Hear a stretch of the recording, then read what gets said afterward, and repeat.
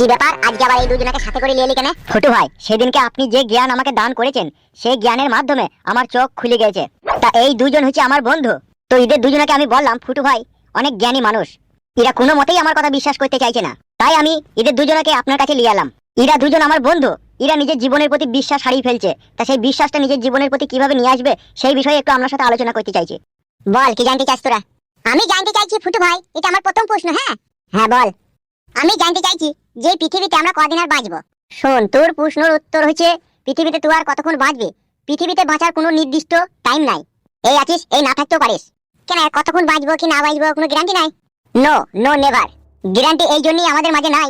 যদি মানুষের জীবনে প্রকৃত গ্যারান্টি থাকতো কে কতক্ষণ বাঁচবো, তাহলে মানুষ ধর্মের প্রতি বিশ্বাস হারিয়ে ফেলতো। তাই ধর্মের প্রতি প্রকৃত বিশ্বাস রাখার জন্য আল্লাহ আমাদের মৃত্যুর টাইম টেবিল নির্দিষ্টভাবে এই জন্য করেনি।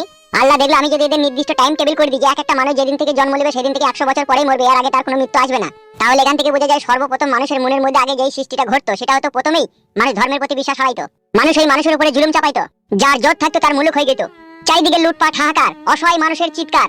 আর যখন পৃথিবীতে এই জিনিসটা ঘটতো তখন আমাদের আল্লাহ সহ্য করতে পারতেন না, তাই তার নির্দিষ্ট বিচার অনুযায়ী তাই মানুষ কে কোথায় কখন কিভাবে মরবে তাই নির্দিষ্ট বাস্তবে কোথাও উল্লেখ করেনি। ঠিকই বলেছো ভাই, এতক্ষণে বুঝতে পারছি আমি। মানে আপনি যেটা বলতে চাইছেন, আমার যদি আল্লাহ যদি নির্দিষ্ট কোনো টাইম করে দিত যে আমি 100 বছর অবধি বাঁচবো, তাহলে আমার নিজের প্রতি একটা কনফিডেন্স থাকতো, পাওয়ার থাকতো যে আমি 100 বছর বাঁচবো।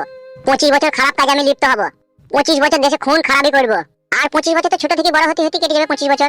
আর বাকি যে 25 বছরটা থাকবে সেই 25 বছর তা কাইতে কাইতে হাতে লাঠি লিলি ডুকুইতে ডুকুইতে জীবনটা শেষ হবে, তাই তো? তুই চিন্তাটা ভাবনাটাও আসলে খারাপ নয়, কিন্তু এখানে যে জিনিসটা স্পষ্টভাবে বোঝা যায় যে আজকে মৃত্যুর কোনো নির্দিষ্ট টাইম নাই বলে মানুষ মানুষের প্রতি বিশ্বাস রাখে, মানুষ ধর্মের প্রতি বিশ্বাস রাখে, মানুষ তার নিজের আত্মীয় স্বজন পাড়া প্রতিবেশীর উপরে বিশ্বাস রাখে। তার কারণ সে ভাবে যে আজকে আছে কাল নাও থাকতে পারে, যদি মরে যায় তাহলে বেঁচে থাকতে থাকতে কিছু যদি একটা ভালো কাজ করে যায় তাহলে আমারই পরকালে ভালো হবে। সেই জন্য মানুষের নির্দিষ্ট টাইম নাই বলে আজকে মানুষ ধর্মের প্রতি বিশ্বাস রেখেছে, মানুষ মানুষের প্রতি বিশ্বাস রেখেছে, চলার পথে বিশ্বাস রেখেছে, শিক্ষার প্রতি বিশ্বাস রেখেছে। মাথায় কিছু ঢুকলো? হ্যাঁ হ্যাঁ ঢুকেছে ভাই, ঢুকেছে। So very nice. ফুটু ভাই, আপনি তো ওর প্রশ্নের উত্তর দিলেন, ঠিক আছে, আপনার কথাটা বুঝবার বিষয় আছে, কিন্তু আমার একটা খুব সাদা মনে খুব কঠিন প্রশ্ন। এই প্রশ্নের যদি উত্তর তোমার কাছে ভাই আমি না পাই, কিন্তু আমি বাড়ি গিয়ে আত্মহত্যা করব। ইনশাআল্লাহ আমি তোর প্রশ্নের উত্তর দেওয়ার যথাযথ চেষ্টা করব। বল। আমার প্রথম প্রশ্ন হচ্ছে, আমরা পরের মেয়েকে বিয়ে করে নিজের জীবনের সবকিছু সুখ বিসর্জন দিয়ে তাদের সুখের কথা কেন ভাবি? তুই যা প্রশ্ন করলি মাথা তার কেটে যাবে তবে আমার। তার কাইলে তো হবে না ভাই, এই প্রশ্নের উত্তর দিতে হবে, নাইলে তোমার জন্য একটা ছেলে কিন্তু নিজের প্রাণ হারাবে। ঠিকই বলছে ভাই, একমাত্র তুমি পারো এই প্রশ্নের উত্তর দিতে। ভাই বলো বলো। এত করে যখন বলছিস তাহলে শোন, সংসার ধর্ম হচ্ছে সব থেকে বড় ধর্ম, যেই ধর্ম থেকে সবার উপরে বিশ্বাস আসবে। বিষয়টা হলো ভেঙে চুরি খান খান করে চূর্ণ বিচূর্ণ করে তোদেরকে বলছি, বুঝার চেষ্টা করবি, ঠিক আছে? হ্যাঁ বলো ভাই, বোঝার চেষ্টা করব। দেখ, তুই যেটা প্রশ্ন করলি যে একটা পরের মেয়েকে বিয়ে করে আমাদের জীবনের সুখ শান্তি কেন আমরা বিসর্জন দেবো, বিসর্জন এই জন্যই আমাদেরকে দিতে হবে কি সংসার ধর্ম বড় ধর্ম, আর এই ধর্ম থেকে পৃথিবীর সবকিছুকে চেনা যায়, স্পষ্টভাবে দেখা যায়। তার কারণ তোকে বলছি শোন, আজকে তুই একটা পরের মেয়েকে বিয়ে করলি, সেই মেয়েটাকে নিয়ে তার সাথে একটা সুখের ঘর বাঁধার স্বপ্ন দেখলি, সেই সুখের ঘরে তোদের পুত্র সন্তান হলো কি মেয়ে সন্তান হলো।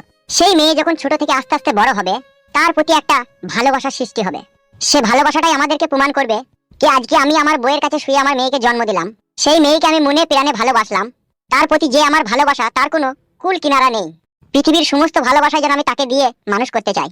তাই আজকে আমি আমার মেয়েকে জন্ম দিলাম, তার প্রতি যে আমার কতটা ভালোবাসা তার আমি নিজেই প্রমাণ পেলাম। ঠিক সেই রকম ভাবে যিনি সৃষ্টি কুলের রব, তার ইশারা ব্যতীত গাছের একটা পাতাও নড়ে না, তিনি আমাদের সৃষ্টি করেছেন। তাই তার ভালোবাসাটাও আমাদের প্রতি এক অনন্তহীন আর গভীর ভালোবাসা, যে ভালোবাসার কোনো কুল কিনারা নেই। তাই সংসার ধর্ম যে মানুষ করেছে, ভয় ভালোবাসা সৃষ্টিকর্তা বলে একজন রয়েছে, তার মনের মধ্যে এই বিশ্বাস জন্ম নিয়েছে। আর যে মানুষ সংসার করেনি কো, সে ভালোবাসা কি জিনিস দুনিয়াতে বুঝবে না, এক প্রকার কাফেরও বলা যায় সে ব্যক্তিকে। তাই সেই জন্য বলছি, তোর প্রশ্নের এটাই উত্তর এসে দাঁড়াইছে, তুই আজ পরের মেয়েকে বিয়ে করে তুই আজ হ্যাপি লাকি, তোর মতো সৎ চরিত্রবান মানুষ আর নাই।